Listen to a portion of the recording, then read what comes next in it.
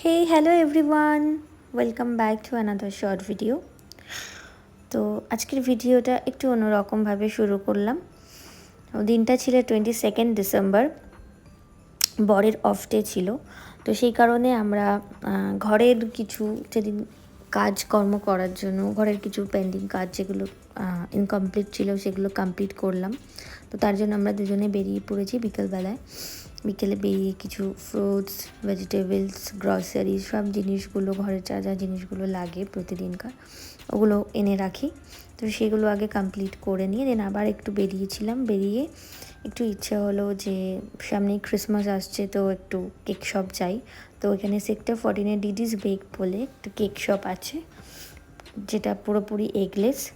ওখানে গিয়ে একটু ক্যাপাচিনো আর কিছু একটু স্ন্যাক্স নিয়ে এবং তার সাথে কেক, ক্রিসমাসের জন্য বেসিক্যালি কেক, পেস্ট্রি, ক্রিম রোলটা ভীষণ ভালো ওখানে, আমি খুব ভালো লাগে খেতে, তাই নিয়ে আসি। তো নিয়ে এসে পার্সেল করে আবার ঘরে রেখে আবার বেরিয়ে এবার লিফট থেকে নেমে, এটা ছিল আমাদের টোটাল সোসাইটি, বর ওয়েট করছিল। তো এবার আমরা কোথায় যাচ্ছি? এবার যাচ্ছি হাই, চলো তো আমরা এখন বেরিয়ে পড়েছি রাতের খাবারের উদ্দেশ্যে। তুমি এখন একটা বলছো আর বাকি সকাল থেকে যে কতবার তুমি সেটা বলো। Yes security. চলো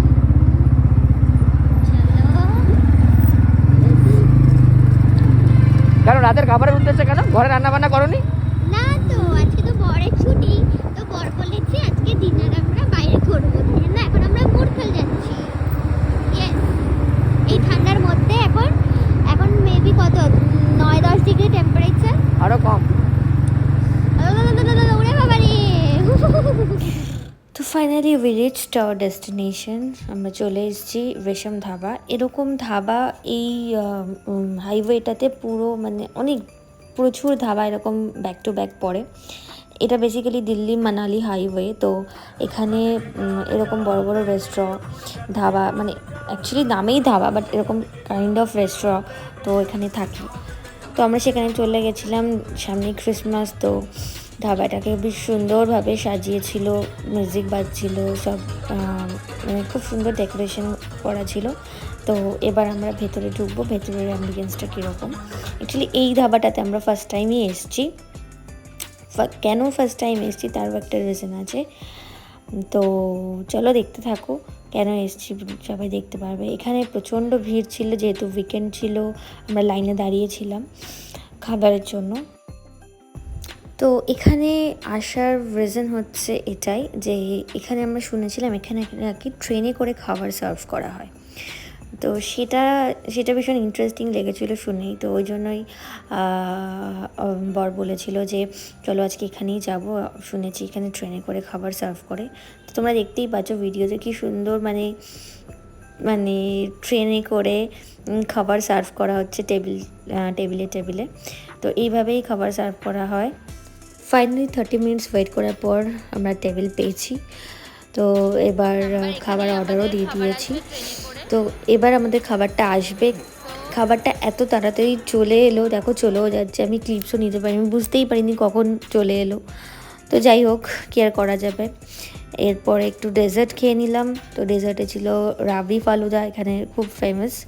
তো দেখো কি সুন্দর কিউটভাবে ট্রেনে করে খাবারগুলো সার্ভ করছে, আমার এত ভালো লাগছিলো যে আমি ছোটো ছোটো ক্লিপ সব নিচ্ছিলাম। তো এরপরে আমরা নিজেরা এবার খাওয়া দাওয়া কমপ্লিট করলাম। এইসব রেস্টুরেন্টগুলোতে, এইসব ধাবাগুলো পুরোটাই ভেজ, এখানে ননভেজ কিছু পাওয়াই যায় না, অনেকটা দূর যেতে হয় ননভেজ খাওয়ার জন্য। তো ফাইনালি এবার বাড়ি যাওয়ার পালা। মাঝে মাঝে একটু নেচে নিয়ে এরকম ভাল লাগে বেশ ঠান্ডার মধ্যে, বাইরে ভীষণ ঠান্ডা। তো এবার বাড়ি যাব। আমরা মাঝে মাঝে এরকম বেরিয়ে পড়ি, মানে ছুটি থাকলেই দুজনে মিলে হয় কোনো রেস্টুরেন্টে যাই, না হলে সিনেমা দেখতে যাই, না হলে এমনিই বেরোই মনটাকে ভালো রাখার জন্য। মনটা ভালো রাখাটা খুব ইম্পর্টেন্ট। তো এবার বাড়িতে খাবার প্যাক করে নিয়েছিলাম মায়ের জন্য। এখানে ফেমাস হচ্ছে এই ঘিয়ে ভাজা জলেবি, ভীষণ টেস্টি আর ভীষণ ক্রাঞ্চি। আবার মায়ের জন্য খাবার নিয়ে এসেছিলাম। তো যেহেতু ভিডিওটা ক্রিসমাসের দিনই পোস্ট করছি, তো মেরি ক্রিসমাস টু অল। তো ক্রিসমাস উপলক্ষে আমরা কেক তো সেদিনই নিয়ে এসেছিলাম। তো এবং আমাদের যে সিক্রেট সান্টারা আছে, যেমন আমার মা, আমার মামনি, আমার শ্বশুর বাবা, আমার শ্বশুর মশাই, আমি এই মজা করে শ্বশুর বাবা বলি, এবং যে আমার দিদা রয়েছেন, সবাই আমাদের জন্য সিক্রেট সান্টা হয়ে আমাদেরকে গিফট পাঠিয়েছে। থ্যাংক ইউ সো মাচ সবাইকে। ভিডিওটা ভালো লাগলে অবশ্যই লাইক, কমেন্ট অ্যান্ড শেয়ার করবে। দেখা হচ্ছে নেক্সট ভিডিওতে।